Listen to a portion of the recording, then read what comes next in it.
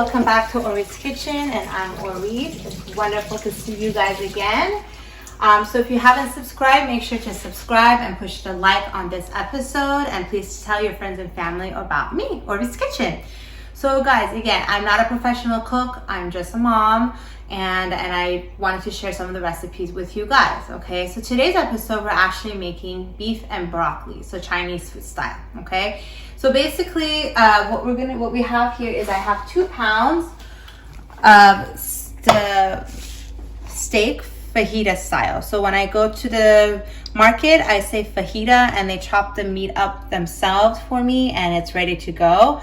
I also use this in shawarma and also the Mexican food too, steak fajitas, okay? So make sure you check out those episodes, okay? So what we're gonna do is, let's come here.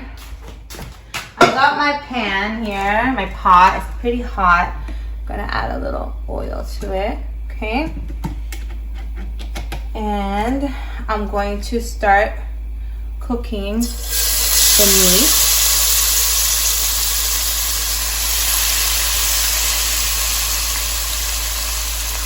So my mom made this one night, and it was amazing, and my girls devoured it and asked for more the next day. So I really wanted to share it with you guys on how to make this beef and broccoli recipe, okay? So this is going to be cooking a little bit, and I'll be right back with the rest of the ingredients. All right, hey guys, so Gabby, take a good video of this. So now it's bringing out some water, okay? And while it's cooking, doing its thing, I'm going to be mincing garlic in here. Now listen, obviously these are all optional with the garlic thing, but you know, this is Chinese food. This is what makes the flavor going, okay? And I'm a huge garlic fan. So again, this is about 2 pounds of the meat. And I just put in 3 cloves of garlic. And I'm just going to add one more. That's about, that's a thick one. Come on.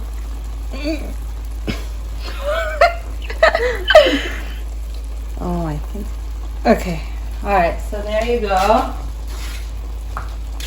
Get the excess out. And then now I'm going to be adding some minced ginger. Now, you know, obviously you're not going to be using all like the ginger that you buy. So what you can do is pre-mince them and put them in the freezer. So whenever you do need them, you can just quickly take them out and put them in your meals, okay? But in my case, I have fresh ginger here. Now, you know, ginger is very strong, so you don't need that much. So just keep an eye on how much you put in. So there's that. I'm going to put some more.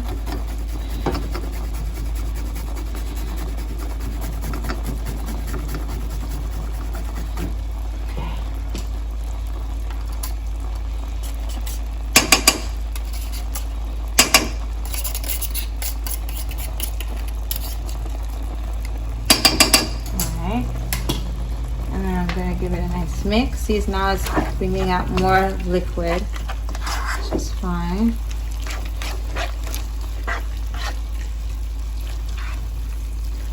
See, the meat isn't as pink anymore.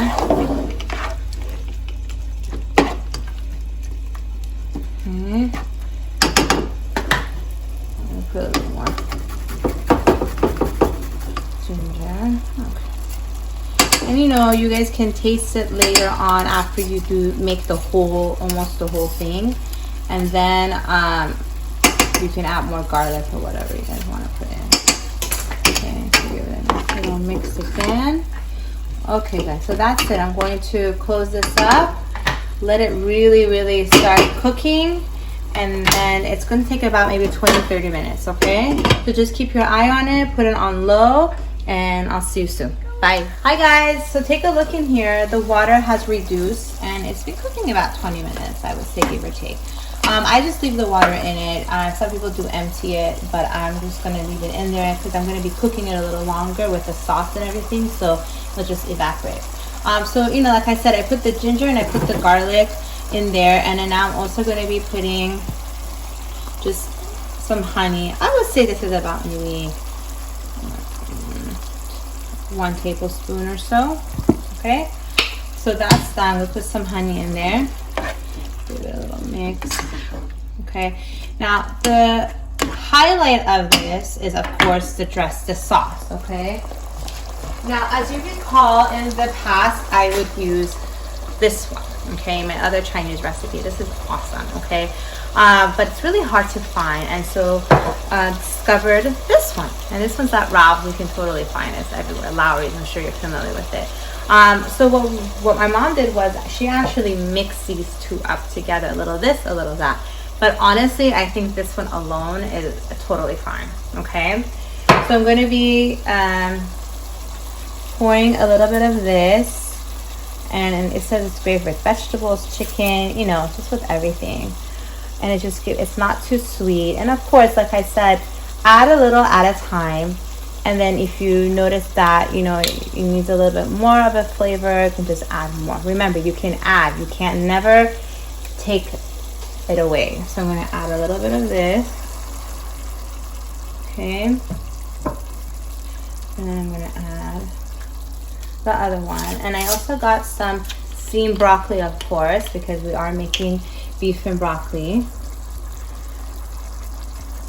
So this one, as you can see, has a thicker texture compared to the other one. And I'm going to give this a nice mix.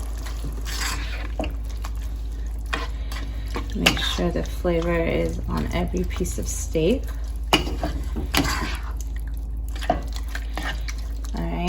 Now I have my steamed broccoli here. Okay, very easy if you don't know how to steam the broccoli. I added a little bit of water underneath it, and then I had the water boil, and then I put the colander. What is this thing called again? Colander. A colander in here. Okay. There are other things that you can use to make the steaming process easier if you have those special stuff from Bed Bath & Beyond, or you can even put the broccoli in the microwave, but I prefer to steam it over stovetop. So I'm just going to give this a nice mix, make sure the broccoli is getting all the flavors. I may add a little bit more of the sauce. It depends on how it looks after, but again, you know, it's totally up to you. You guys are the chef. You guys decide, oh, it has enough sauce, or, you know, I want to put a little bit more of this, a little bit of that. And, you know, every time you make it, it can taste a little different, which is normal, you know. So you just taste it as you go to see if you need to add anything else in there. Okay, I'm going to add a little bit of more of the sauce because I feel like my broccoli can use a little bit more. Okay, oops, sorry. I got some of the sauce on Gabby, guys. Oops. All right, so I'm just going to give it, I'm going to let it hang out here under low heat. Let it evaporate a little bit more, and so that the flavor can really get into the broccoli and the meat. And I'm gonna let it chill for like another 5-10 minutes. And the last step is we're gonna be adding cornstarch to it to make it a little bit less liquidy, more thicker substance. Okay, so see you soon.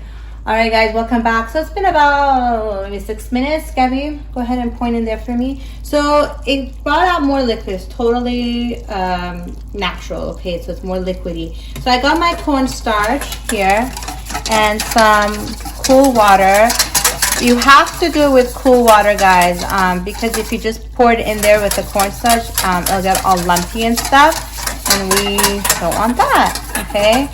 So I made that mistake before. So I'm gonna, it's all nice and mixed with the cool water. And I'm just gonna pour some in here. Now, I'm not sure if it's quite enough cornstarch, but we'll give it a try. So we're gonna put it at high heat again and let the cornstarch do its thing, and hopefully it will make the mixture a thicker substance. Of course, the thickness is totally up to you on how thick you would like it to be. You can add more cornstarch if you want it thicker than what it will turn out. So I'm going to let it do its thing for another 5 minutes with the cornstarch and see, you know, just mixing it up. As you can tell, with the high heat, it really helps the cornstarch to do its thing. Okay, so I'll be back, guys. Hey guys, so literally all that amount that I poured in, to me it was great. I got thicker for me, okay? It's not as watery as you can see. And I like the, you know, the taste, the flavor in it. I like it to be a little liquidy. I don't want it to be completely dry, okay? But you guys can go ahead and put more if you'd like. But I'm just gonna leave it as is, okay? And alongside, I made my my fried rice, okay? My fried rice is also on my YouTube channel, on one of my episodes there. I have a lot of episodes, so I lost track. So I'm gonna put everything together on a nice little plate for you guys, and I'll be back in a sec. Hey guys, welcome back. So, ta-da! Chinese food, right? Made at your own home in your own kitchen. There's the fried rice that I told you about. Very, very easy to make, guys, okay? And then there's the beef and broccoli, like I promised, okay? Looks delicious, and I can't wait for you guys to make it at home and try it out, okay? So thank you so much for watching Ori's Kitchen. Don't forget to subscribe and tell your friends and family about me, and don't forget to watch my other Chinese food episodes. Have a wonderful day, and I'll see you guys next time. Bye.